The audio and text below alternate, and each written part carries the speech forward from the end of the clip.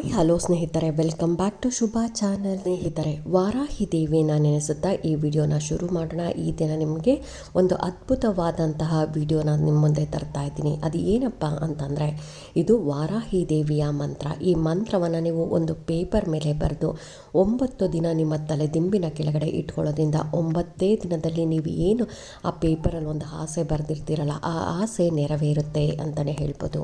ಇವತ್ತು ಶುಕ್ರವಾರ ಇದೆ, ಹಾಗಾಗಿ ರಾತ್ರಿ ನೀವು ಊಟ ಆದಮೇಲೆ ಇನ್ನೇನು ಮಲ್ಗಕ್ಕೆ ಹೋಗ್ತಿರಲ್ಲ, ಆ ಸಮಯದಲ್ಲಿ ವಾರಾಹಿ ದೇವಿಯನ್ನು ನೆನೆದು ಈ ರೀತಿಯಾಗಿ ಪೇಪರ್ ಮೇಲೆ ನೀವು ಈ ಮಂತ್ರವನ್ನು ಬರೆದು ನಿಮ್ಮ ಕೋರಿಕೆಯನ್ನು ಬರೆದು ತಲೆದಿಂಬಿನ ಕೆಳಗಡೆ ಇಟ್ಕೊಬೋದು. ಈ ದಿನ ನೀವು ಬರೆಯೋಕ್ಕಾಗಲಿಲ್ಲ, ಬೇರೆ ಯಾವ ದಿನ ಬರೀಬೋದು ಅನ್ನೋದಾದರೆ ಮಾರ್ಚ್ 25ನೇ ತಾರೀಕು ಹೋಳಿ ಹುಣ್ಣಿಮೆ ಇದೆ ಸ್ನೇಹಿತರೆ. ಆ ದಿನ ರಾತ್ರಿ ಮಲಗೋ ಸಮಯದಲ್ಲಿ ಕೂಡ ಬರೀಬೋದು. ಇನ್ನು ವಾರಾಹಿ ದೇವಿಗೆ ತುಂಬಾ ಪ್ರಿಯವಾದ ದಿನಗಳು ಅಂತಂದರೆ ಅದರಲ್ಲೂ ಮಂಗಳವಾರ, ಶುಕ್ರವಾರ, ಅಮಾವಾಸ್ಯೆ, ಹುಣ್ಣಿಮೆ, ಅಷ್ಟಮಿ ಹಾಗೆಯೇ ಪಂಚಮಿ ದಿನಗಳಲ್ಲೂ ಕೂಡ ಬರೀಬೋದು. ಇದಕ್ಕೆ ದಿನಗಳಲ್ಲಿ ನಿಮಗೆ ಯಾವ ದಿನ ಆಗುತ್ತೋ ಆ ದಿನ ಬರೀಬೋದು. ಆದರೆ ನಾನ್ ವೆಜ್ ತಿಂದು ಬರೀಬಾರ್ದು. ಇನ್ನು ಪೀರಿಯಡ್ಸ್ ಆಗಿರೋರು ಕೂಡ ಬರೀಬಾರ್ದು ಸ್ನೇಹಿತರೆ. ನಿಮ್ಮ ಪೀರಿಯಡ್ಸ್ ನೋಡಿಕೊಂಡು ನೀವು ಬರೀಬೇಕಾಗುತ್ತೆ. ಯಾಕೆ ಅಂತಂದರೆ 9 ದಿನ ಇದು ತಲೆದಿಂಬಿನ ಕೆಳಗಡೆ ಇರಬೇಕು. ಹಾಗಾಗಿ ಆ ಸಮಯದಕೊಂಡು ನೀವು ಬರೀಬೇಕಾಗುತ್ತೆ. ಲಾಸ್ಟ್ ಟೈಮ್ ಒಂದು 888 ನಂಬರ್ ಹೇಳಿದ್ದೆ ಸ್ನೇಹಿತರೆ, ಎಷ್ಟೊಂದು ಜನಕ್ಕೆ ಒಳ್ಳೆಯದಾಯಿತು. ಅದರಲ್ಲಿ ಒಬ್ಬರು ಮೆಸೇಜ್ ಇಲ್ಲಿ ನಾನು ತೋರಿಸ್ತಾ ಇದ್ದೀನಿ ನೋಡಿ. ಇವರು 888 ಬರೆದು 3 ಕೋರಿಕೆನ ಬರೀರಿ ಅಂತ ಹೇಳಿದ್ದೆ. ಅವರಿಗೆ 4 ದಿನದಲ್ಲಿ ಅವರ ಕೋರಿಕೆ ನೆರವೇರಿತು ಅಂತ ತಿಳಿಸಿದ್ದಾರೆ. ಹಾಗಾಗಿ ತುಂಬ ಭಕ್ತಿ, ಶ್ರದ್ಧೆ, ನಂಬಿಕೆ ಅಂತ ಮಾಡಿದ್ರೆ ಖಂಡಿತ ಅವರವರ ಆಸೆ ನೆರವೇರುತ್ತೆ ಅಂತಲೇ ಹೇಳ್ಬೋದು. ಎಲ್ಲೂ ಡೌಟ್ ಪಡೋಕ್ಕೆ ಹೋಗಬೇಡಿ. ಇದು ಬರಿತಾ ಇದ್ದೀನಿ ಆಗುತ್ತಾ ಅಂತ ಡೌಟ್ ಪಟ್ಟರೆ ಖಂಡಿತ ಆಗಲ್ಲ ಸ್ನೇಹಿತರೆ. ಹಾಗಾಗಿ ತುಂಬ ಇಲ್ಲ, ಈ ಕೆಲಸ ಹಾಗೇ ಆಗುತ್ತೆ, ವಾರಾಹಿ ದೇವಿನ ನಂಬಿದ್ದೀನಿ, ಅಮ್ಮ ನನಗೆ ಒಳ್ಳೇದು ಮಾಡೇ ಮಾಡ್ತಾಳೆ ಅನ್ನೋ ನಂಬಿಕೆ ಇಟ್ಟು ಮಾಡಿದ್ರೆ ಖಂಡಿತ ನಿಮಗೆ ವಾರಾಹಿ ದೇವಿ ಒಳ್ಳೇದು ಮಾಡ್ತಾಳೆ, ನಿಮ್ಮ ಆಸೆ ಅನ್ನೋದು ನೆರವೇರುತ್ತೆ. ವಾರಾಹಿ ದೇವಿಯ ಮಂತ್ರವನ್ನು ಬರೆಯೋದಕ್ಕೆ ಯಾವುದೇ ಥರದ ಅನುಷ್ಠಾನ ಬೇಕಾಗಿಲ್ಲ. ಸ್ನಾನ ಮಾಡಿ ಬರೀಬೇಕು ಅಥವಾ ಪೂಜೆ ಮಾಡಿ ಬರೀಬೇಕು ಅಂತ ಏನೂ ಇಲ್ಲ ಸ್ನೇಹಿತರೆ. ಯಾಕೆ ಅಂದರೆ ನಾವು ರಾತ್ರಿ ಮಲಗೋ ಸಮಯದಲ್ಲಿ ಈ ಮಂತ್ರವನ್ನು ಬರೆಯೋದ್ರಿಂದ ಯಾವುದೇ ಥರದ ಪೂಜೆ, ಸ್ನಾನ ಏನೂ ಬೇಡ ಸ್ನೇಹಿತರೆ. ಭಕ್ತಿ, ಶ್ರದ್ಧೆ, ನಂಬಿಕೆಯಿಂದ ಬರೆದ್ರೆ ಸಾಕು. ಏನು ಬರಿಬೇಕು ಅನ್ನೋದಾದರೆ, ನೀವು ಈ ದಿನ ಶುಕ್ರವಾರ ರಾತ್ರಿ ಊಟ ಮಾಡಿ ಇನ್ನೇನು ಅಡುಗೆ ಮನೆಯೆಲ್ಲ ಕ್ಲೀನ್ ಮಾಡಿ ಮಲ್ಗಕ್ಕೆ ಹೋಗ್ತಿರಲ್ಲ, ಇದನ್ನು ಗಂಡಸರು ಕೂಡ ಬರಿಬೋದು, ಹೆಂಗಸರು ಕೂಡ ಬರಿಬೋದು ಸ್ನೇಹಿತರೆ. ಯಾರು ಬೇಕಾದರೂ ಬರಿಬೋದು. ಒಂದೇ ಮನೇಲಿ 2-3 ಜನ ಬರ್ಕೊಂಬೋದ ಅಂದರೆ ಖಂಡಿತ ಬರಿಬೋದು ಸ್ನೇಹಿತರೆ. ಏನು ಬರಿಬೇಕು, ಏನು ಮಾಡಬೇಕು ಅನ್ನೋದಾದರೆ, ಇನ್ನೇನು ಮಲ್ಗಕ್ಕೆ ಹೋಗ್ತಿರಲ್ಲ ಆ ಸಮಯದಲ್ಲಿ ನೀವು ವಾರಾಹಿ ದೇವಿಯನ್ನು ನೆನೆದು ನೀವು ಈ ಮಂತ್ರವನ್ನು ಮೊದಲು ಒಂದು ವೈಟ್ ಶೀಟ್ ತೊಗೊಳ್ಳಿ. ವೈಟ್ ಶೀಟ್ ಮೇಲೆ ಇನ್ನೊಂದು ಬಿಟ್ಟು ನೀವು ಯಾವ ಪೆನ್ನಲ್ಲಿ ಬೇಕಾದರೂ ಬರೀಬೋದು, ಯಾವ ಇಂಕಲ್ಲಿ ಬೇಕಾದರೂ ಬರೀಬೋದು ಸ್ನೇಹಿತರೆ. ಬ್ಲೂ, ಗ್ರೀನ್, ರೆಡ್ ಈ ರೀತಿಯಾಗಿ ಯಾವ ಪೆನ್ನಲ್ಲಿ ಬೇಕಾದರೂ ಬರೀಬೋದು. ಆದರೆ ಬ್ಲ್ಯಾಕ್ ಪೆನ್ ಒಂದು ಮಾತ್ರ ಯೂಸ್ ಮಾಡಬೇಡಿ. ಯಾಕೆಂದರೆ ನಾವು ಯಾವುದೇ ಒಂದು ಒಳ್ಳೆ ಕೆಲಸಕ್ಕೆ ನಾವು ಬ್ಲ್ಯಾಕ್ ಕಲರ್ ಯೂಸ್ ಮಾಡಲ್ಲ. ಹಾಗಾಗಿ ಬ್ಲ್ಯಾಕ್ ಪೆನ್ ಒಂದು ಮಾತ್ರ ಯೂಸ್ ಮಾಡಬೇಡಿ. ಇನ್ನು ಮಂತ್ರ ಏನು ಬರೀಬೇಕು ಅನ್ನೋದಾದರೆ ಇಲ್ಲಿ ಸ್ಕ್ರೀನ್ ಮೇಲೆ ಬರ್ತಾ ಇದೆ ನೋಡಿ ಸ್ನೇಹಿತರೆ. ಓಂ ಐಂ ರೀಂ ಶ್ರೀಂ ಐಂ ಕ್ಲೌಂ ಐಂ ಓಂ ನರ್ಪವಿಯೇ ನಮಃ. ಓಂ ಐಂ ರೀಂ ಶ್ರೀಂ ಐಂ ಕ್ಲೌಂ ಐಂ ಓಂ ನರ್ಪವಿಯೇ ನಮಃ ಅಂತ ನೀವು ವೈಟ್ ಶೀಟ್ ತೊಗೊಳ್ಳಿ. ಪ್ಲೇನ್ ವೈಟ್ ಶೀಟ್ ತೊಗೊಂಡು ಅದರ ಮೇಲೆ ಈ ರೀತಿಯಾಗಿ ವಾರಾಹಿ ದೇವಿಯ ಮಂತ್ರವನ್ನು, ವಾರಾಹಿ ದೇವಿಯ ನೆನೆಸುತ್ತಾ ನೀವು ವಾರಾಹಿ ದೇವಿನ ಮನಸ್ಸಲ್ಲಿ ಸ್ಮರಣೆ ಮಾಡುತ್ತಾ ಈ ಮಂತ್ರವನ್ನು ಬರಿಬೇಕಾಗತ್ತೆ. ಇನ್ನೊಂದು ಸೈಡಲ್ಲಿ ಏನು ಬರಿಬೇಕು ಅನ್ನೋದಾದರೆ, ನಿಮ್ಮ ಏನು ಕೋರಿಕೆ ಇದೆ ನೋಡಿ, ಆ ಕೋರಿಕೆಯನ್ನು ಬರಿಬೇಕಾಗತ್ತೆ ಸ್ನೇಹಿತರೆ. ಈ ರೀತಿಯಾಗಿ ಬರೆದು ನೀವು ಒಂದು 5 ನಿಮಿಷ ನೀವು ವಾರಾಹಿ ದೇವಿಯನ್ನೇ ಸ್ಮರಣೆ ಮಾಡ್ತಾ ಈ ಮಂತ್ರವನ್ನು ನೀವು 9 ಸಾರಿ ಹೇಳ್ಬೇಕಾಗತ್ತೆ. 9 ಸಾರಿ ಹೇಳಿ ಇದನ್ನು ನೀವು ಹಾಗೇನೂ ಇಟ್ಕೊಬೋದು. ಇಲ್ಲಾಂದರೆ ಫೋಲ್ಡ್ ಮಾಡಿ ಇಟ್ಕೊತೀನಿ ಅಂದರೆ ಫೋಲ್ಡ್ ಮಾಡಿ ಕೂಡ ನೀವು ತಲೆದಿಂಬಿನ ಕೆಳಗಡೆ ಇಟ್ಕೊಬೋದು.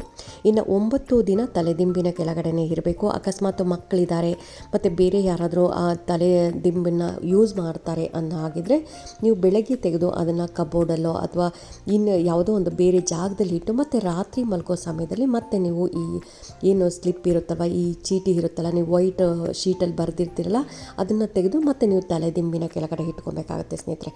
ಈ ರೀತಿಯಾಗಿ ಪ್ರತಿದಿನ ನೀವು ಬರೀಬೇಕು ಅಂತಿಲ್ಲ. ಒಂದು ದಿನ ಬರೀರಿ, ಇವತ್ತು ಬರೀತೀರಾ, ಪ್ರತಿದಿನವೂ ಏನು ಮಾಡಬೇಕು, ಅದನ್ನು ನೀವು ಇನ್ನೇನು ಮಲಗಕ್ಕೆ ಹೋಗ್ತೀರಲ್ಲ, ಮಲಗಕ್ಕೆ ಹೋದ ಸಮಯದಲ್ಲಿ ನೀವು ಅದನ್ನು ಪ್ರತಿದಿನ 9 ಸಾರಿ ಓದಬೇಕಾಗತ್ತೆ. ಅಂದರೆ ಆ ಮಂತ್ರವನ್ನು 9 ಸಾರಿ ಹೇಳ್ಕೊಂಡು ಅದನ್ನು ಮತ್ತೆ ಉಲ್ಟಾ ತಿರುಗಿಸಿ, ಅಂದರೆ ಇನ್ನೊಂದು ಸೈಡ್ ತಿರುಗಿಸಿ ನೀವು ಏನು ನಿಮ್ಮ ಆಸೆ ಇತ್ತೋ ಆ ಆಸೆಯನ್ನು ನೀವು ಹೇಳ್ಕೊಂಡು ರಾತ್ರಿ ನೀವು ಮಲಗಬೇಕಾಗತ್ತೆ. ಈ ರೀತಿಯಾಗಿ 9 ದಿನ ಕಂಪ್ಲೀಟ್ ಆದಮೇಲೆ 10ನೇ ದಿನ ನೀವು ಇದನ್ನು ಸುಟ್ಟು ಯೂನಿವರ್ಸಲ್ಗೆ ಊದಬೇಕಾಗತ್ತೆ. ನೀವು ಬೆಳಗ್ಗೆ ಆದರೂ ಮಾಡ್ಬೋದು ಅಥವಾ ರಾತ್ರಿ ಆದರೂ ಆಗ್ಬೋದು. 9 ದಿನ ಕಂಪ್ಲೀಟ್ ಆದಮೇಲೆ ನೀವು 10ನೇ ದಿನ ಅದನ್ನು ಒಂದು ಮ್ಯಾಚ್ ಬಾಕ್ಸ್ ಸಹಾಯದಿಂದನೋ ಅಥವಾ ಒಂದು ದೀಪದ ಸಹಾಯದಿಂದನೋ ಅದನ್ನು ಸುಟ್ಟು ನೀವು ಯೂನಿವರ್ಸಲ್ಗೆ ಊದಿಬಿಡಿ. ಊದಿ ನೀವು ಅಲ್ಲೂ ಕೂಡ ವಾರಾಹಿ ದೇವಿನ ನೆನೆಸ್ಕೊಳ್ಳಿ. ಆದಷ್ಟು ನೀವು ರಾತ್ರಿ ಮಲಗೋ ಸಮಯದಲ್ಲಿ ಯೂನಿವರ್ಸಲ್ಗೆ ಊದಿದ್ರೆ ಒಳ್ಳೆಯದು. ಇಲ್ಲ ಅಂತಂದರೆ ಅರ್ಲಿ ಮಾರ್ನಿಂಗ್ ಅಂದರೆ ಬ್ರಹ್ಮ ಮುಹೂರ್ತದಲ್ಲಿ ಕೂಡ 10ನೇ ದಿನ ಈ ರೀತಿಯಾಗಿ ಮಾಡಿದ್ರೂ ತುಂಬಾ ಒಳ್ಳೆಯದಾಗತ್ತೆ. ಈ ರೀತಿಯಾಗಿ ಮಾಡೋದ್ರಿಂದ 9ನೇ ದಿನದಲ್ಲಿ ನಿಮ್ಮ ಏನು ಕೋರಿಕೆ ಬರ್ತಿದ್ರಲ್ಲ ಸ್ನೇಹಿತರೆ, ಒಂದು ಕೋರಿಕೆ ಬರೀರಿ ಅಂತ ಹೇಳಿದ್ನಲ್ಲ, ಆ ಕೋರಿಕೆ ನೆರವೇರುತ್ತೆ ಅಂತಲೇ ಹೇಳ್ಬೋದು. ಇನ್ನು ನಾನು ಬೇರೆ ಕಡೆ ಇದ್ದೀನಿ ಮೇಡಮ್ ಬರೀಬೋದಾ ಅಂದರೆ ಖಂಡಿತ ಬರೀಬೋದು. ನೀವು ಯಾವ ಜಾಗದಲ್ಲಿ ಇರ್ತೀರೋ ಅದೇ ಜಾಗದಲ್ಲೇ ಬರೆದು ಆ ಚೀಟಿನ ನೀವು ಮನೆಗೆ ಬರಬೇಕಂದ್ರೆ ನೀವು ತೊಗೊಂಬಂದು ನಿಮ್ಮ ಮನೆಯಲ್ಲೂ ಕೂಡ ತಲೆದಿಂಬಿನ ಕೆಳಗಡೆ ಇಟ್ಕೊಬೋದು ಸ್ನೇಹಿತರೆ. ಇಲ್ಲೇ ನಾನು ಮನೆಯಲ್ಲೇ ಇರಬೇಕು 9 ದಿನ ಅಂತ ಏನೂ ಇಲ್ಲ. ಅಕಸ್ಮಾತ್ ನಿಮಗೇನೋ ಕೆಲಸ ಇರುತ್ತೆ, ಈಗ ಟ್ರಾವೆಲ್ ಮಾಡ್ತಾ ಇರ್ತೀರ, ಆ ಸಮಯದಲ್ಲಿ ಕೂಡ ತಲೆದಿಂಬಿನ ಕೆಳಗಡೆ ಇಟ್ಕೊಬೋದು. ಈಗ ಟ್ರೈನಲ್ಲಿ ಹೋಗಬೇಕಂದ್ರೆ ತಲೆದಿಂಬಿನ ಕೆಳಗಡೆ ಇಟ್ಕೊಬೋದು. ಇನ್ನು ಎಲ್ಲೋ ಒಂದು ಹೊರಗಡೆ ಹೋಗಿರ್ತೀರಿ, ಹೋಟೆಲ್ ರೂಮ್ಸ್ ಎಲ್ಲ ಮಾಡ್ಕೊಂಡಿದ್ದೀರಿ ಅಂದರೆ ಅಲ್ಲೂ ತೊಗೊಂಡೋಗಿ ನೀವು ತಲೆದಿಂಬಿನ ಕೆಳಗಡೆ ಇಟ್ಕೊಬೋದು. ಇನ್ನು ಅದನ್ನು ತೊಗೊಂಬಂದು ಮನೆಯಲ್ಲೂ ಕೂಡ ನೀವು ತಲೆದಿಂಬಿನ ಕೆಳಗಡೆ ಇಟ್ಕೊಬೋದು. ಈ ರೀತಿಯಾಗಿ ಕೂಡ ಮಾಡ್ಬೋದು ಸ್ನೇಹಿತರೆ.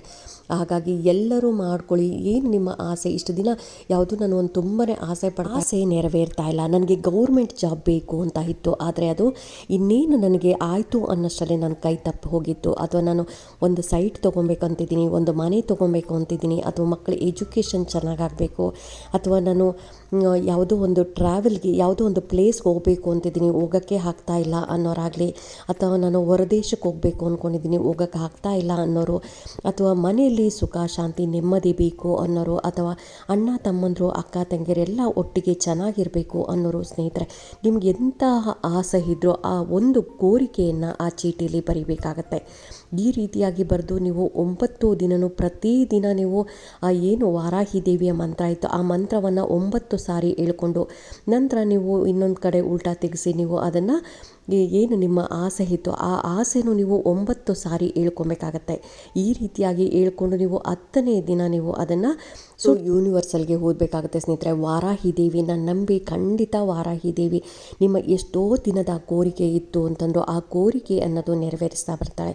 ನಾವು ಏನೇ ಅಂತಂದರೂ ನಮ್ಮ ನಂಬಿಕೆಯಿಂದ ಮಾಡಿದ್ರೆ ಖಂಡಿತ ನಮಗೆ ಎಲ್ಲದಕ್ಕೂ ಒಳ್ಳೆಯದಾಗತ್ತೆ. ಹಾಗಾಗಿ ಮತ್ತೆ ನೀವು ವಿಡಿಯೋ ಪೂರ್ತಿ ನೋಡಿ ಮತ್ತೆ ಕ್ವಶನ್ಸ್ ಕೇಳಬೇಡಿ ಸ್ನೇಹಿತರೆ.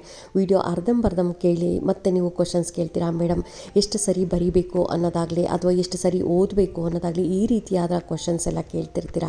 ಹಾಗಾಗಿ ನೀವು ಒಂದು ಸಾರಿ ವಿಡಿಯೋ ಪೂರ್ತಿ ನೋಡಿದ್ರೆ ನಾನು ಏನು ಹೇಳಿದ್ದೀನಿ ಅಂತ ನಿಮ್ಗಾಗ ಅರ್ಥ ಆಗುತ್ತೆ. ವಾರಾಹಿ ದೇವಿನ ನಂಬಿ ಸ್ನೇಹಿತರೆ, ತುಂಬಾ ಒಳ್ಳೇದು ಮಾಡ್ತಾಳೆ ವಾರಾಹಿ ದೇವಿ. ಒಬ್ಬೊಬ್ಬರಿಗೆ ಬೇಗನೆ ರಿಸಲ್ಟ್ ಬರುತ್ತೆ, ಒಬ್ಬರಿಗೆ ಲೇಟಾಗಿ ಬರುತ್ತೆ. ಲೇಟಾಗಿ ಯಾಕೆ ಬರುತ್ತೆ ಅನ್ನೋದಾದರೆ ಅವರ ಕರ್ಮ ಇರುತ್ತಲ್ಲ ಸ್ನೇಹಿತರೆ, ನಾವು ಮಾಡಿರುವಂಥ ಕರ್ಮ ಮುಗಿಬೇಕಲ್ವ. ಹಾಗಾಗಿ ಅವರವರ ಕರ್ಮ ಮುಗಿದ ಮೇಲೆ ಅವ್ರಿಗೆ ಖಂಡಿತ ಒಳ್ಳೆಯದಾಗತ್ತೆ. ಹಾಗಾಗಿ ನಮ್ಮ ಕರ್ಮ ಮುಗಿದ ತಕ್ಷಣ ನಮಗೆ ವಾರಾಹಿ ದೇವಿ ಒಳ್ಳೇದು ಮಾಡ್ತಾಳೆ.